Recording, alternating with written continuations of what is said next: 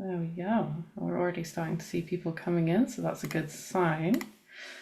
Hey everybody, I'm Sarah from Pro Writing Aid. Thank you for joining us today. If you can see and hear me, please drop your name and location in the chat. I'm just going to bring that up now to see if anybody is messaging us. Let's see. Nobody so far, but I'm sure everyone's just filtering in. There we go. People have started saying hey. That's always a good sign. We've got people from California. Wow, that must be early in the morning. And then we've got people from Netherlands, from Iceland, Rachel from the UK, Jesse from Texas. We've got Alex from Scotland. Nice one. Okay, so we've got a nice group of people. Keep adding your names and locations to the chat. Before we get started, we've just got a few housekeeping items. So I'm going to go through those now. So first, you can access your Horror Writers Fest replays by going to the Hub page. You can find the replays along with other session materials posted within the session listings. The time it takes for this can vary due to the processing times on Zoom and YouTube, but they will be added as soon as possible. They will also be posted to our community page for all members to view by November 1st.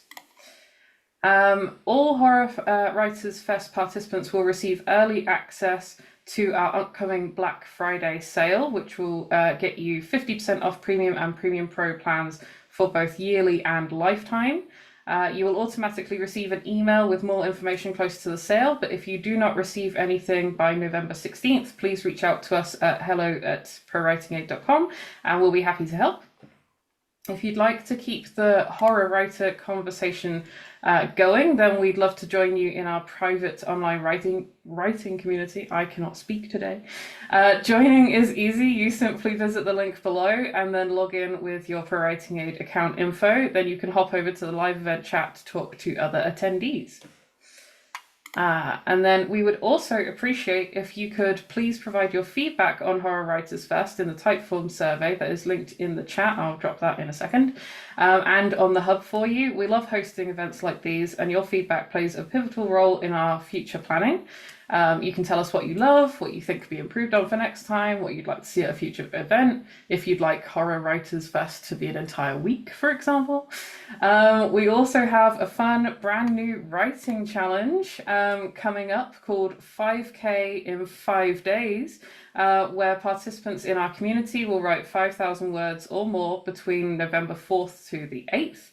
We'll have daily teachings, writing prompts, discussion forums, and even live write-ins that you can take part in. It's free to sign up, and we'd love to see you there. The sign-up link will also be in the chat in a second, and it's also on the Hub. I am also taking part in this, so I'm looking forward to competing friendly with you guys and trying to achieve these 5,000 words in 5 days. So quick reminders for this session. If you have questions for our speakers, please use the Q&A box. You can find that button in the center of your Zoom screen. If you'd like to chat with other viewers, please use the chat and be sure to select everyone in the drop-down menu. Otherwise, you'll end up just talking to us hosts and panelists. And then you can make it visible to all viewers. Otherwise, just have some fun in the chat and we'll all... I'll be hanging out in there during the presentation as well, so we can all talk together. Links to your offers from Pro Writing Aid and our speakers will be available on the Horror Writers Fest Hub, and then I'll drop everything in the chat as well in a minute.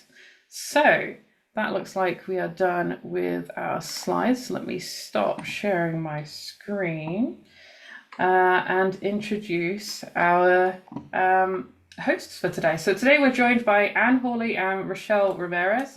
Ramirez? I didn't actually check how to pronounce your name before this. I'm so sorry. So Anne is a certified developmental editor of literary, historical, and fantasy fiction, and is the author of Restraint, a novel of forbidden love in Regency England. She was the producer and writer of the popular Story Grid Roundtable podcast and currently teaches and develops writing courses at Pages and Platforms. Rachelle is a certified developmental editor who helps fiction and non-fiction writers structure and finish their projects. God, I need that. She is a co-creator of the Story Path course and numerous writing masterclasses. She is a co-host of the Happily Ever Author Club at Pages and Platforms and the author of the forthcoming book, The ADHD Writer: From Frustrated to Focused to Finished. So, thank you, Anne and Rochelle, for joining us today. Thank you. Well, thank you, Sarah. Welcome, everybody. I'm going to just share my screen here and get started on the presentation. So just give me a moment to do that. And I think we're in the right spot here, pretty much. There we go. Okay. Rochelle, is it looking all right? Okay, nodding. Good. I'm going to turn off my video here. There we go. There we go. All right. Well, welcome everybody to the Essentials of Writing Horror Stories from Pages and Platforms. Excuse me. It is, I just want people to know it's 5 o'clock in the morning here. So if I'm a little hoarse, it's because I'm still working on waking up here. This is from the Pages and Platforms and the Happily Ever Author Club. And we invite you to visit storypath.me/HEA to find out more. You can learn about our other 6 story types. Horror is one of 7 story types that we talk about in the Happily Ever Author Club and our Story Path course. You can learn about the other 6 in the Story Path course, which goes into great detail about story structure and the horror story in general. So why learn this? I'm getting really annoyed at this outline here. There we go. Why learn this? What brings you to this presentation? Do you want to write a story that creeps into the nightmares of your readers? Are you unsure how to structure your story? Maybe you have some scattered, scary scenes that aren't working together yet, or you'd just like to try your hand at something new. What exactly constitutes a horror story? Maybe you'd like to know what does it actually mean? I'm sorry. Stumbling a little bit here. Sorry, everybody. 5 o'clock in the morning. Give me a break. You're in the right place today. Believe it or not, you really are. We'll get warmed up here in a sec. First, we need to get at why we read and watch horror stories in the first place, and why do we want to write them? Stories of monsters are part of every culture's mythology. They predate written language, and they're not just primitive superstitions. We've identified elements of the horror story type in Greek mythology and ancient religious texts, such as the wrath of the Lord, the fiery horsemen, the archangels in the Bible, or the menacing behaviors of supernatural beings in the Quran, such as jinns and shaitans. Werewolf stories were popular in French medieval literature, such as Bisclaveret, Biclarel, and Melion. There he goes. There's the Melion right there. In the 15th century, we saw the rise of what is considered the origins of modern horror, with stories emerging of war criminals such as Wallachia Vlad III, who inspired Dracula, and Gilles de Rais, who inspired Bluebeard. In the 18th century, we saw the rise of Gothic horror and a dramatic increase in female writers and readers of horror, which then dominated the 19th century. In the 20th century, with advances in publishing and the advent of film, horror literature boomed with ghost stories, mythical creatures, zombies, and the emergence of serial killer tales. In the 21st century, we're still seeing increased innovation of timeless stories with mixed genres such as urban werewolves and vampires, gothic fantasy television series, romantic thrillers, and children's horror adventures focused on the grotesque. Advances in science, technology, and sophistication don't eradicate them. We just write new horror stories about scientific and technological monsters in sophisticated urban settings. But because horror stories are so deeply embedded in human culture and history, they are very hard to innovate. Here we'll reveal the secrets of the horror story type so you can write a tale to surprise your audience and scare the socks off of them. Today, you're going to learn what a working horror story is, what every story needs in order to meet the expectations of the audience, and how to incorporate all the essential elements of horror into your story.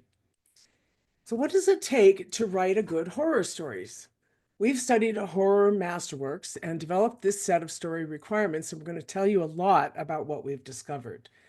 But if you want to write horror, there's no substitute for studying masterworks of horror yourself.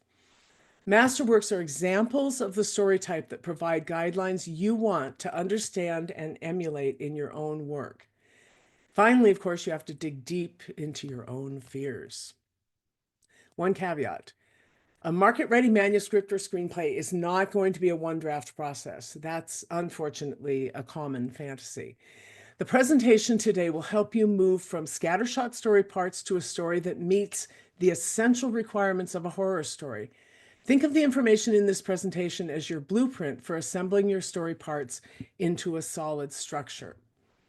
Understanding the horror story type will provide useful tools that you can use to create a professional draft of a good working story. But also, please bear in mind that everything we teach here at Pages and Platforms is a set of tools, not rules. Please don't let anything we share here today throw water on your creative fires. Take what you need and leave the rest. With that caveat, we believe that a solid story structure comes from understanding the essential components of the horror story type. At Pages and Platforms, we call the draft with a solid story structure a professional working draft. It's the point in your writing where your story has all the following elements in place, and we'll go into them more in detail. It has a protagonist with a definite arc of change. The protagonist and an antagonist are each pursuing conflicting desires aligned with the horror story type. There are clear stakes tied to the wants and needs of your protagonist. That is, they have a lot to lose and a lot to gain. A strong premise will be reflected in every scene, and the story should be able to deliver the emotional experience your horror audience wants to feel and enjoy. And it should have all of the characters, settings, and essential moments that a horror story requires. And we'll go over most of these as we go forward here. The difference between that professional working draft and the ready-to-publish final story is most likely 3 or 4 more drafts, a full structural edit, a line edit, and a copy edit. To understand how to write a horror story, let's clear up some confusion around what a horror story is and isn't. It's horror no matter the setting. What do we mean by that? Settings in any story are the landscape, the milieu, and the type of world in which your story takes place.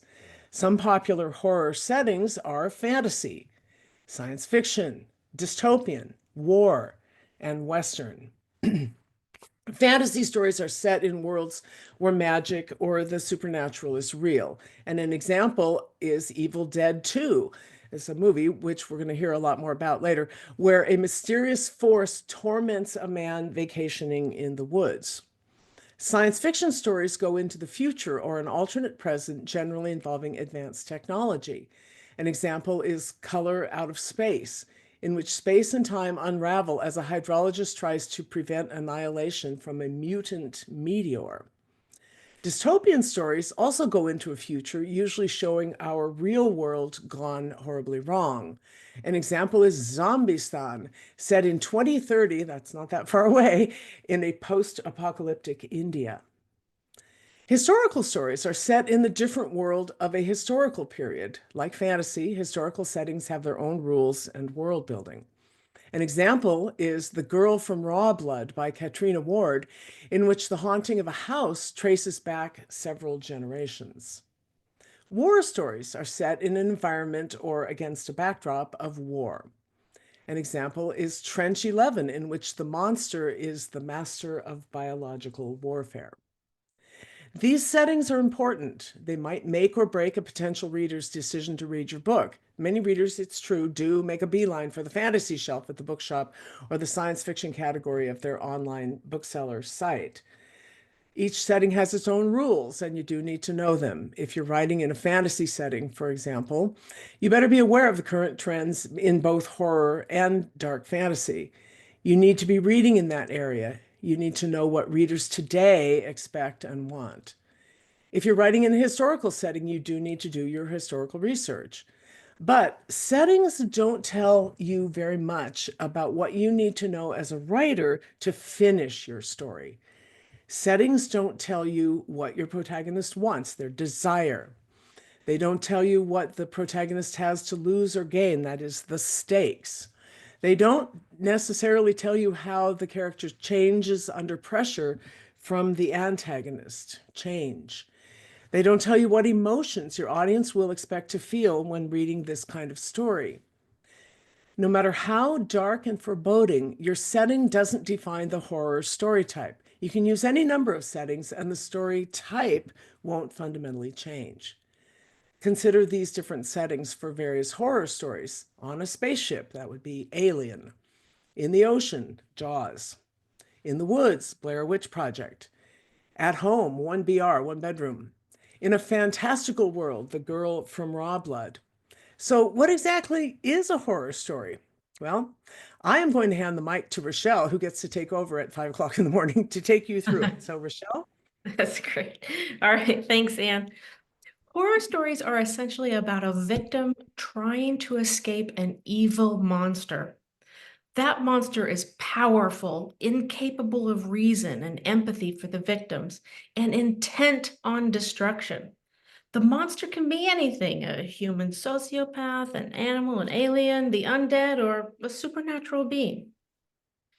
Horror stories involve a protagonist who is a victim against impossible odds. The horror protagonist is motivated by the stakes of staying alive and avoiding a fate worse than death, such as torture. The horror story is what we call an outer or plot-driven story type. This means that the emphasis is on external events that are happening to the characters more than on the character's inner journey of change or growth. The focus of the story is not on what is going on inside the protagonist's head, but is on the external stakes for the protagonist. Some more horror examples are Toni Morrison's Beloved, in which the monster is the ghost of a dead child that haunts the mother. And note there's a secondary monster of racism operating in this story as well. The Haunting of Hill House by Shirley Jackson, where the monster is an ambiguous supernatural entity that possesses a house and eventually destroys the family that lives in it. And The Terror by Dan Simmons, in which a real-life event of two lost ships in 1845 is reimagined as the crews are stranded in the icy Arctic, struggling to survive, but discover the worst danger is a monstrous entity. The Final Girl Support Group is a novel by Grady Hendrix in which 6 girls who survived devastating attacks meet regularly with a therapist and once again become prey for an unknown murderer. The horror story uses all the tools of good storytelling, which means your protagonist must have clear stakes, a defined want and need, and a definitive change arc. Your story must have a unifying premise. It must evoke particular emotions in your audience and incorporate the essential character settings and moments that horror audiences expect. Let's look at how to make each of these happen, with the caveat that there's much more to learn about the horror story type than we can cover today, and the final element, essential moments, is more than we can cover in a single webinar. If you'd like to learn more about the essential moments of a horror story, you'll find that information in our Happily Ever Author Club.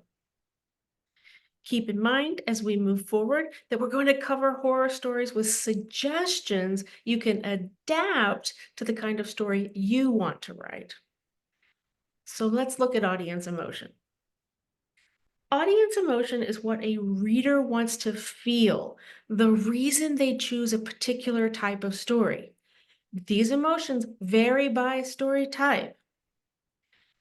The horror audience primarily wants to experience terror and feel courageous in the face of it. The emotional range for the audience is terror, fear, excitement, relief, and a sense of victory at escape or vicarious bravery. One tip I can offer you as an editor, if you want to create a terrifying experience, is that you need to be sure there's tension between what the reader hopes for, which is for the protagonist to wise up, escape, and survive, and what they fear will happen, which is the gore and the violence that the monster inflicts on secondary characters. That tension pumps blood into the undead heart of your story and drags readers through the violence all the way to the end. Horror has a specific character, wants, and needs.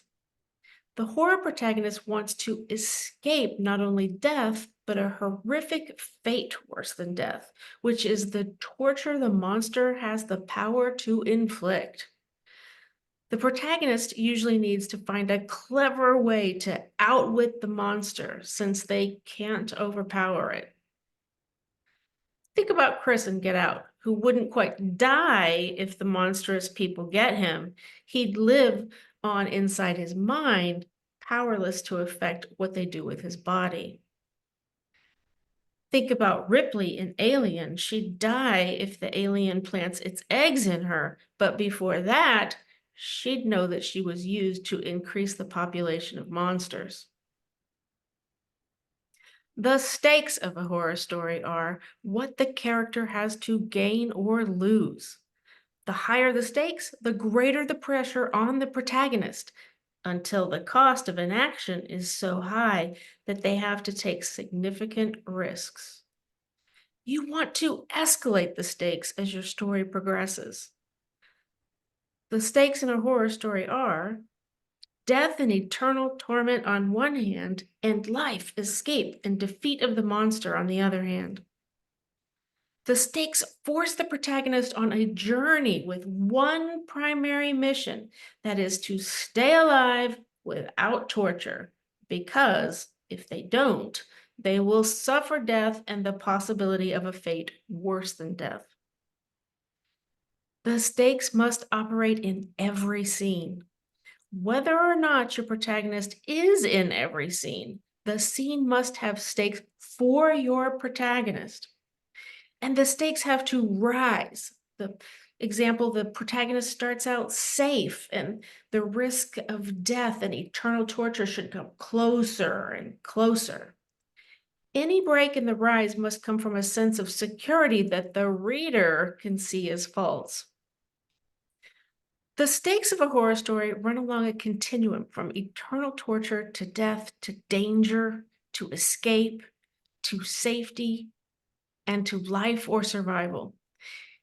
If you're writing a horror story with the stakes of life, death, and the possibility of torture, every scene should move the protagonist closer to escape and life or closer to death and captive torture.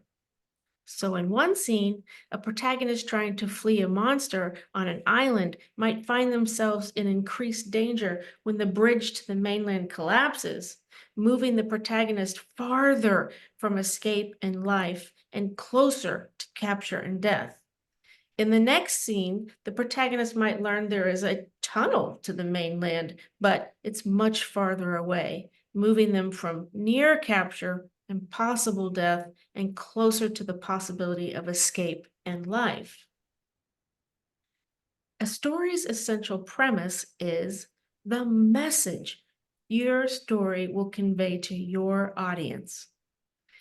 It's a cause and effect statement that comes directly from your protagonist's choices, based on what they want, what they need, and what's at stake.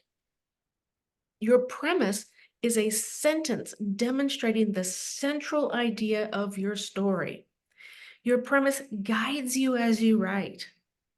When you're not sure what scene needs to come next, or when you can't think what obstacles to put in front of your protagonist, even if that dialogue is questionable, you can consult your premise statement for help. Horror stories put forth a message to the audience. For example, the boogeyman will get you if you aren't careful, if you don't follow the rules of society. Or, we need ordinary people to become heroes to save the rest of us from terrors.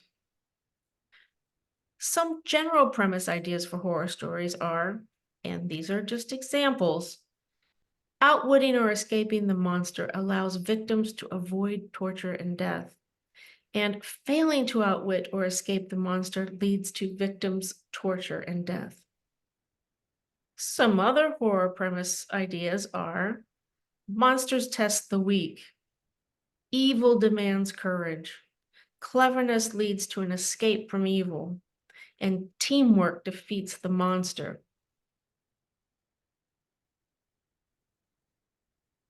In writing horror, it's important to note that there are essential characters that create pressure for your protagonist. Every story requires certain types of characters that are natural to the situation, and not all character types work in all types of stories. While an engaged audience might forgive a missing essential character, you strengthen your story when you deliver the characters that are generally deemed essential for a horror story.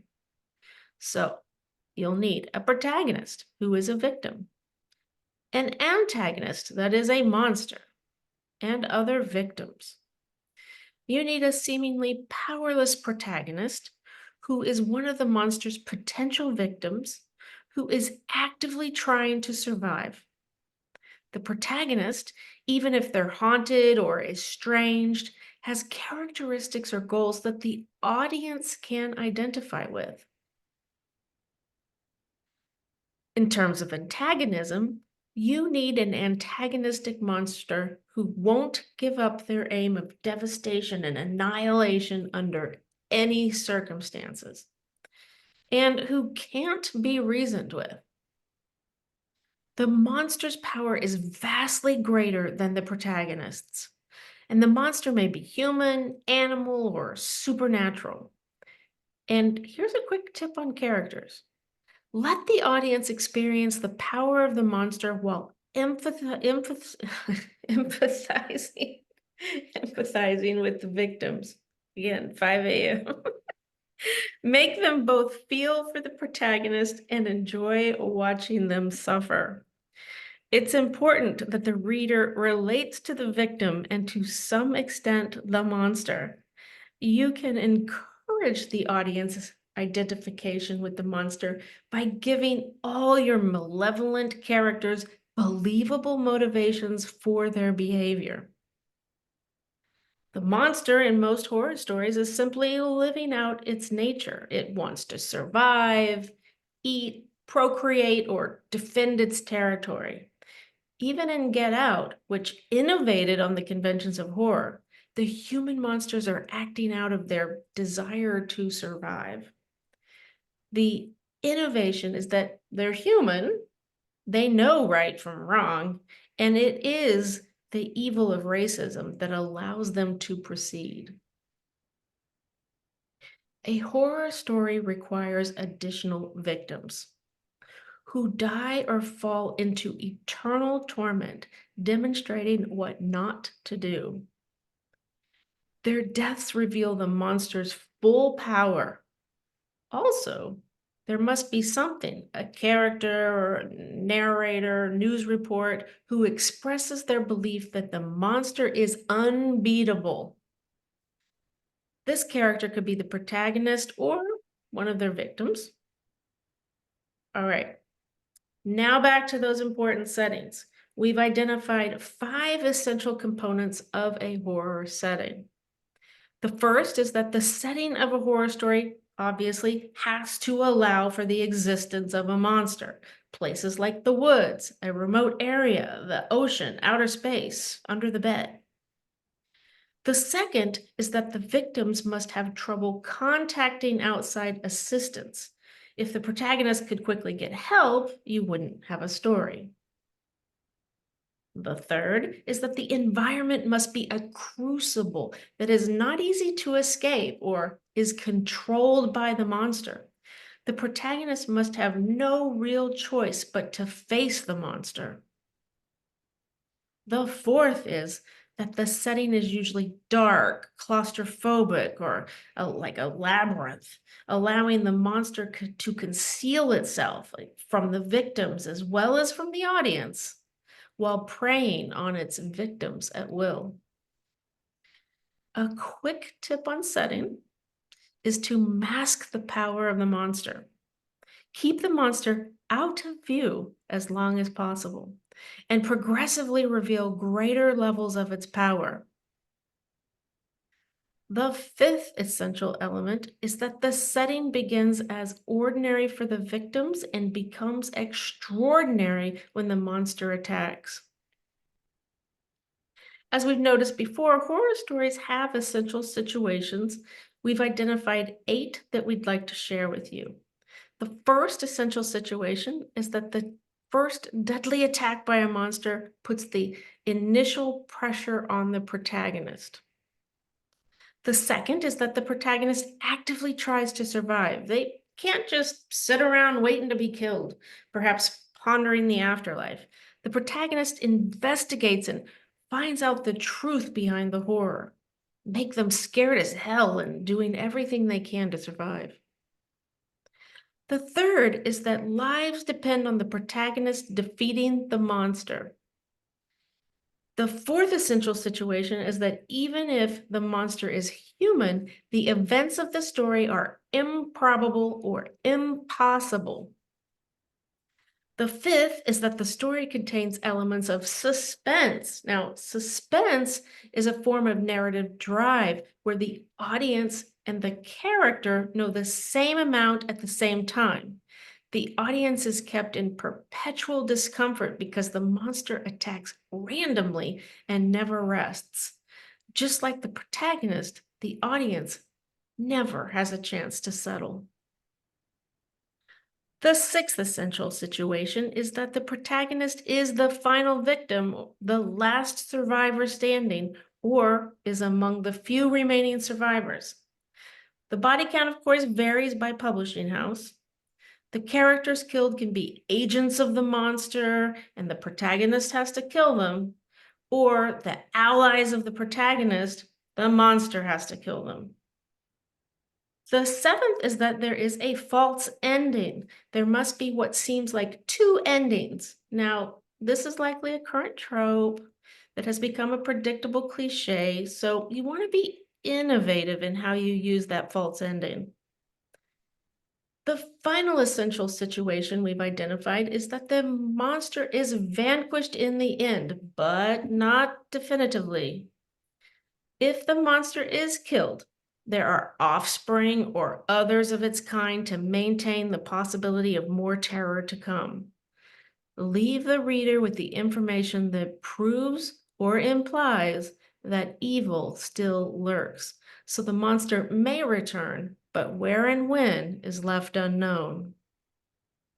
And that brings us to horror's essential moments, which we prefaced earlier as an essential element of your story that time constraints don't allow us to cover today. But just as a quick overview, there are 8 major movements in a horror story and 21 essential moments that horror audiences expect to experience. And you can learn more about those in our Happily Ever Author Club. Now for some final suggestions for writing horror. In regards to pacing, keep in mind that horror requires the leanest scene count and the most efficient scene turns within all story types. But you must strike a balance somewhere between writing like Hemingway and writing like Tolstoy. Make your descriptions of settings, emotions, and thoughts as sparse as possible in action scenes. Don't forget to give the reader a chance to catch their breath here and there. Don't be afraid to use humor, because if the reader alternates between laughing and screaming, you're probably on the right mark. And consider your use of gore. Use your imagination. In poorly crafted horror stories, sensational violence substitutes for imagination. Unless you're writing a horror parody, you should write with the aim of believability. You need to allow the reader's willing suspension of disbelief, even in the dark and fantastical realm of the unreal. Walk the line between the explicit and the suggestive. Allow readers' imaginations to fill in some of the gore. The best writers in any type of story collaborate with the minds of their readers. Beneath the plot is the subtextual pacing, tension arising from dread and revulsion. Dread is a grim certainty that bad things are coming. Revulsion is seeing how bad things unfold. A good horror story cycles from dread to revulsion to dread to revulsion. You gotta do the work because horror is personal. You gotta be stirred by your own writing. Mine your fears for the material. Truth resonates with readers. Think The Dentist, dolls, tunnels, clowns, antiques. But don't be afraid to create new monsters. Innovation in horror is critical and tough to do. If the story theme is old, create a fresh and new payoff. Write what others are afraid to write by being bold and brave. Convey fear rather than telling your readers something is scary. Your primary goal is to entertain. In order to do so, you may have to dig the grave deeper than any writer before you and write some really psychologically twisted stories. Whatever you do, don't pull your punches. You're focusing on a dark subject that needs deep emphasis. The best way to move toward innovation is knowing what others have already done. So, read thoroughly in the horror story type and compare your work to the masterworks and the guidelines here. Here are some masterwork suggestions. If you're writing an uncanny story in which the monster is rational and explainable, such as psychopaths, Frankenstein monsters, aliens, etc., some masterworks might be Alien, Frankenstein, and Get Out.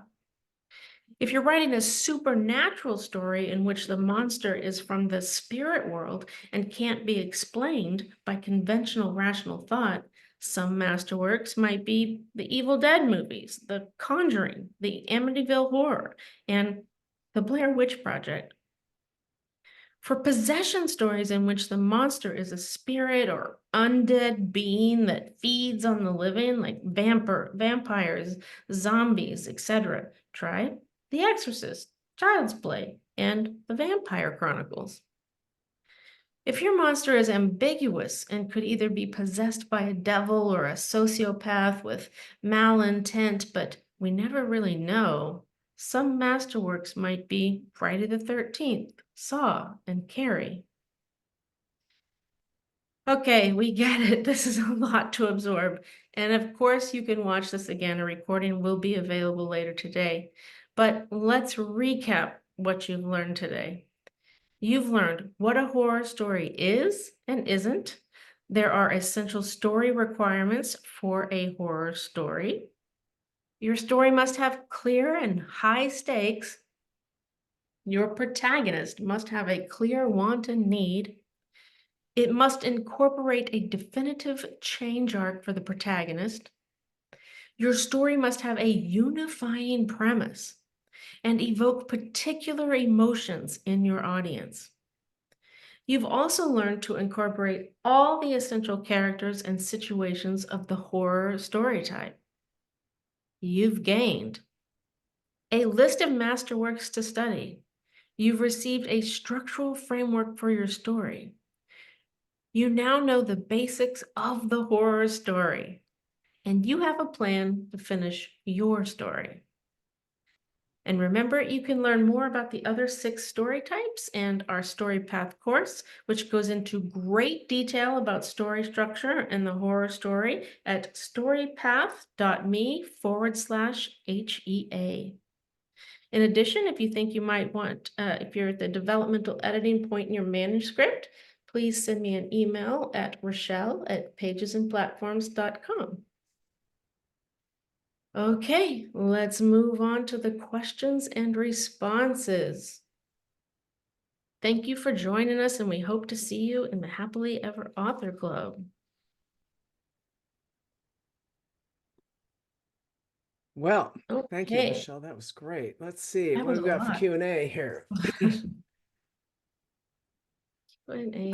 Anonymous attendee says, I was just wondering, have you ever come across a story where the structure starts at a tense peak? Yeah, you see that all the time. Typically, it will start at the tense peak and then we'll backtrack to how we got there. That's not an uncommon story type. That my favorite example of that, not outside of horror, but in stories in general, is like your crime TV series where you know the characters and you've been there before and you tune in on an episode and our heroes are pinned down by gunfire and the bad guys are after them and we don't know what's happened and it's very tense and exciting and there's life and death stakes and then cut to commercial and then we start after the commercial the series show begins with 48 hours earlier how we got here, right? So yeah, it can be done. It can be overused.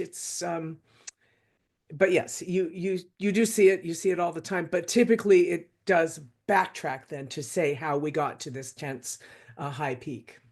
Yeah, my favorite is the opening of Breaking Bad, which is more thriller than horror, but definitely my favorite. One cautionary note here on opening a horror story at a tense peak. Tense, fine. Top tense peak, uh-oh, how are you going to do? Because my question would be, how are you going to do that without exposing the monster and showing the high capacity of the monster, what the monster is really capable of when you want to move your reader from this is getting scarier, the monster's tougher than I thought, it's more powerful than I thought, you're wanting them to move up. So in horror, I can see that being challenging if you're going to the toughest, even if you're moving it past the midpoint shift. I don't know. It would be I would think carefully about that. You want to keep the monster's identity out of your View, yeah. out of view. Let your reader's imagination fill all that in, what scares them, with few exceptions. There are exceptions to that. There might be a serial killer exception to that. I don't know. Something to think about. Trina asks, what about psychological thriller / horror, like a serial killer who believes they are in love with their victim? Sometimes they can be reasoned with. Ultimately, they typically succumb to their desires, but for a time they seem reasonable.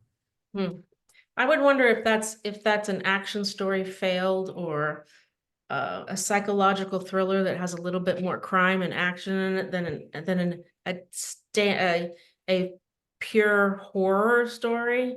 You know, thrillers often they require some amount of horror. So that's I would wonder about that. But then you made a very, very good point here. But for a time, they seem reasonable. Well, That isn't happened that in the Get most Out. The horrific monsters thing? in Get Out seemed reasonable. Yeah. So that's for a time. Yeah, that's the most horrific thing. Yeah. That you don't know who the monster really is and what people around you who seem ordinary are capable of. That's frightening. Kim asks, what do you mean by lean scene count? Yep. So lean scene. So we talked about don't use a whole lot of words, flowery language in action scenes. That would be a lean scene. When we talk about lean scene count, it means you are moving quickly through scenes. You are expanding scenes where needed, and you don't necessarily have as many scenes as, say, an action story would have. So a lean scene count meaning How far are you going to push and stretch that fear of the monster before, boom, something happens, right? And then how far are you going to stretch that till, boom, something happens, and the protagonist has to react. So is that an absolute requirement? No. Is it something your editor would be looking at? Absolutely. Just to give a counter example, say you're right, it's completely outside of horror, say you're writing a romance. You may have a scene here and there, which is just, say, the character going through their internal thoughts about the love relationship or the relationship, a marriage story, something like that. You wouldn't typically have any of sort of that internal scenes in a horror story, so you would just not have those scenes. That would be fewer scenes than you would find in a different type of story. Yeah, and let's talk about real quick why that is, because your protagonist doesn't have time to stop and think about, should they have married their high school girlfriend if they're running from a monster, right? So, I mean, I guess unless the monster is the high school girlfriend who's come back for them. But I mean, even then, how much time does he have to think about it, right? You just keep that in mind, that not much trumps the whole idea of and need to survive. What else do you focus on when you're starving? You focus on eating, right? What do you focus on if your child's in danger? Protecting them. Like there are very few. I can't think of anything more important probably than survival, other than possibly honor, and that's a different kind of story. Right. Maya has a great question. Do these guidelines also apply to children's horror? Yeah. And effectively, yes. Children's horror may involve less actual death and more just danger. Um, but yeah, absolutely. You still need to hit the same marks with the same basic values. I was thinking when I was going through this, I was thinking about how some of this would be maybe probably needed a little bit more explanation for the younger readers. Like, for example, we talked about the setting. The setting needs to be someplace that the woods, someplace that it's difficult for the uh protagonist to get help. Well, what if it's a child story and the monster is under the bed? In that case, it's difficult for the child to get help because either they don't have access to an adult, or the adult is ignoring them, telling them they're silly, or the adult has already been paralyzed, or in a lot of stories where the parents have been killed off. That's quite common, that we start with an orphan where nobody cares about, nobody listens. Maybe you could innovate on that, because that's getting kind of tired, but that's one thing to think about. Wendy wants to know, does the Happily Ever Author Club have other genres? Yeah, the Story Path course discusses 7 story types. Horror is one of them. Action, crime, horror, love, worldview, validation, and redemption are the names of them. And we also have a whole section on your author mindset, marketing your book, that type of thing. Yeah, and keep in mind, genres might be, genre is not an genre depends on who you talk to, what it entails. For most people, genre is where you would find your story in the bookstore. Is it dark fantasy? Is it supernatural fantasy? Is it horror? Is it women's literature, whatever that means? Cozy mystery, is it? Children's, right? Right. Middle grade reader, comedy, what is it? What is it? That's typically what a lot of people mean by genre. All right. Maya says prologues and Prologues, epilogues. prologues and epilogues in horror, yay or nay? Generally speaking, prologues and epilogues, I think there's a pretty strong cultural nay on them, but a lot of people really like them. Yeah. I'm not sure what purpose a prologue would serve in a horror story. I got an idea. Okay. Okay, so the narrative device, right? Point of view and narrative device. What if all the characters in the story are dead, and this narrator is telling you, maybe in the beginning, about how they became interested in, say, all those poor people who ended up becoming cannibals on that icy mountain or something, and we open with the protagonist, with the narrator, not the protagonist. And then he starts telling the story of what happened to these people. And then in the end, he sums up something about how, oh, it turns out all along that he was one of the people on there or something, and he lied all along or something. That wouldn't be the prologue, but then the prologue I would leave the prologue off in that case. But I mean, I can see reasons why you might want to use that as part of the narrative device. But But 9 I times have, out of 10, when an author wants to write a prologue, it's usually because they want to tell some backstory that they feel like the reader really needs to understand before they can tell the story. And typically, as editors, I think we both advise authors to consider carefully whether that backstory can't be hinted at in subtext throughout the actual story without resorting to a prologue. Again, I will say in some types of story, horror probably isn't one of them. They're pretty popular, but I would tend to stay away from them, I think, by and large. often when I have a consultation with a writer and they're saying, oh, I have the story, and hey, I heard you said, you weren't too fond of prologues. I'll say, well, send me what you got. Let's see. And they'll say, okay, but I'm keeping that prologue in. Okay, go ahead. That prologue they send me is really just the first chapter. It wasn't a prologue. And often I'm looking at it thinking, I don't know why they were calling this a prologue. So it might just be that what you think is your prologue isn't actually a prologue. It's just you're not thinking of it hitting the Chapter action 1. really hard from the beginning, Right. but it might still be your opening ordinary world story. Yeah, setup for the story. Yeah. Mhm. Anonymous says, how does one raise the dual ending, the false ending, I presume you mean, without seeming hacky or sequel baiting? A bad ending can take the piss out of an intense story in my reading experience. Yeah, absolutely. How the story ends and how the reader feels when they turn over that last page is going to determine their rating, their review, their whole response to the story by and large. I would say that the false ending has become pretty much of a cliche, and you might just consider not using it. Yeah, and I would say even yes, and we're still seeing it consistently. Even in Get Out. Get Out has a false end, what is a false That's true, it ending, does. Yeah. right? And then You think that he's kind of gotten away and captured, but one escaped. more bad guy rises from the darkness, and yeah. Because he's killed all the white people, and then holy crap, the black people who were tortured by the white people are now after him, so, and then, oh, by the way, his girlfriend, I mean, Yeah. so it's like, how many endings can you have there?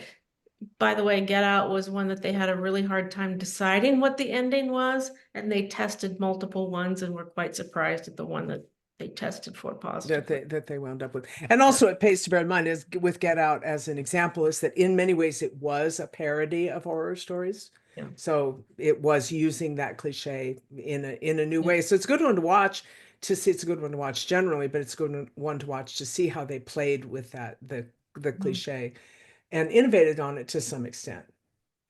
Anonymous wants to know, how conceptual can the monster be?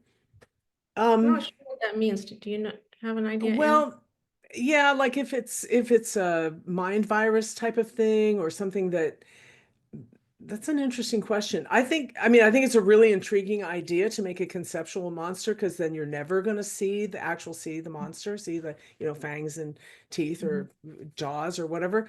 And that would be really deeply psychological horror of some kind that like in the realm of mental illness or something like that. I'd have to know more about your And idea, ambiguous. anonymous attendee. Ambiguous story Scary. type, Carrie. Yeah, who was the monster there? What was that? That's And actually what was it? right, Right. right. So yeah, Mhm. you can carry off an ambiguous monster if you feel like you have the chops to do that. I think that could work. Anonymous wants to know, can a domestic situation be considered a horror story? Sure. Sure, but let's keep in mind that what a domestic situation might be here and such. Is it a domestic situation of like a spousal abuse situation? Well, again, remember that there need to be other victims of this person that can show the audience what this person is capable of. So in that case, the abuser would need to, we'd need to see them harm a child, harm their previous ex, or we'd need to learn say the wife would need to learn about the 3 previous exes that happened to, and then you could do it. Yeah, sure. I'm There's trying to something think. like the yellow wallpaper where the horror, it's kind of a domestic horror where the wife is committed to, Hmm. yeah, I'm a little weak on that one, but yeah, I think that could be done. But it might turn closer to an action story than a, life and death, rather than the possibility of eternal torture. How are you going to do that? Or how are you going to do the possibility of torture? That would be tricky. It Yeah, might fall psychological more torture. into Yeah. crime. It might fall more into action. At which is Anonymous says, what is the main difference between psychological horror and thriller? Yeah. And thriller is going to have an element of an action story, heroic saving people action story, and or crime elements where it's like outer worldly criminal activity of some kind. So a thriller will be a combination of crime action and with horror elements, where there's somebody trying to either solve a crime or somebody's committing crimes or crime is driving the action of the protagonist. And a psychological horror would be could be something that focuses on their emotional change arc. They're maturing as this is happening. They're having to make decisions, moving from being naive to gaining more information to wise. It might have aspects of love story in it, because let's say the psychological horror is the boyfriend's the serial killer or something like that.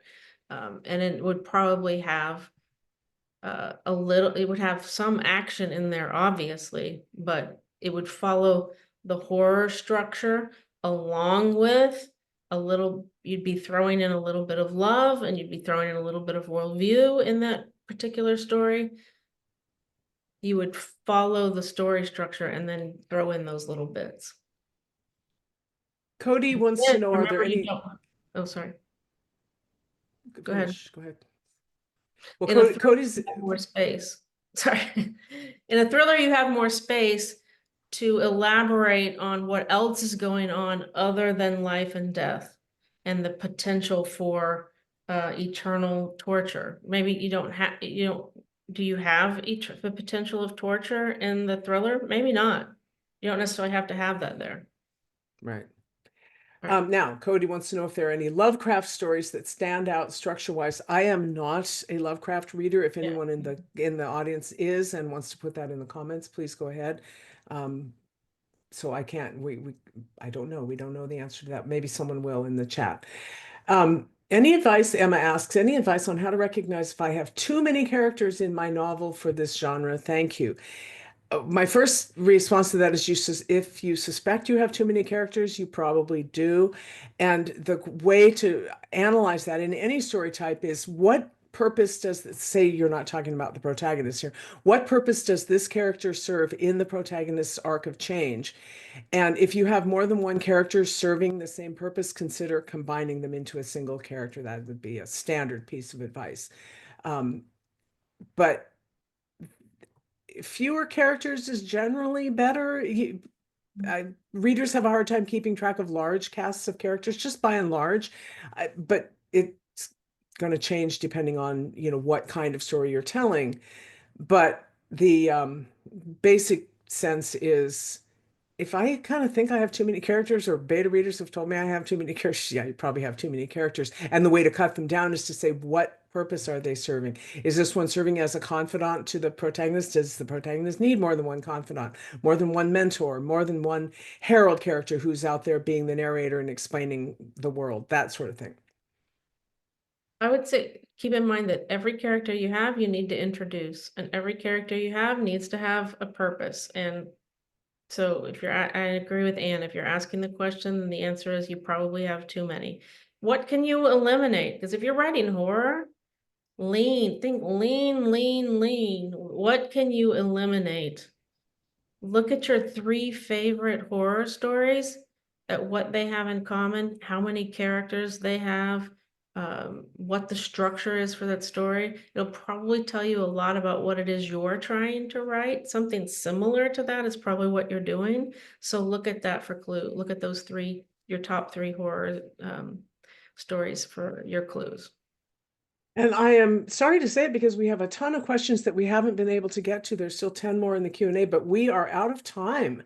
So thank you everybody for a great set of questions and for being here. And thank you, Sarah. Thank you. Thank you so much. Yeah, thank you, Anne and Rachelle, for joining us and giving us that amazing presentation and answering quite a lot of questions considering how many we had. I have learned a lot from that. I think I'm going to have to rewatch the replay because it went through quite quickly. So, but a lot of food for thought. Thank you, everybody, for joining us and sharing all of your thoughts in the chat. It was very interesting to see. And I hope you guys enjoy the rest of Horror Writers First. I'm just going to pop the links in the chat once again in case you guys don't see it.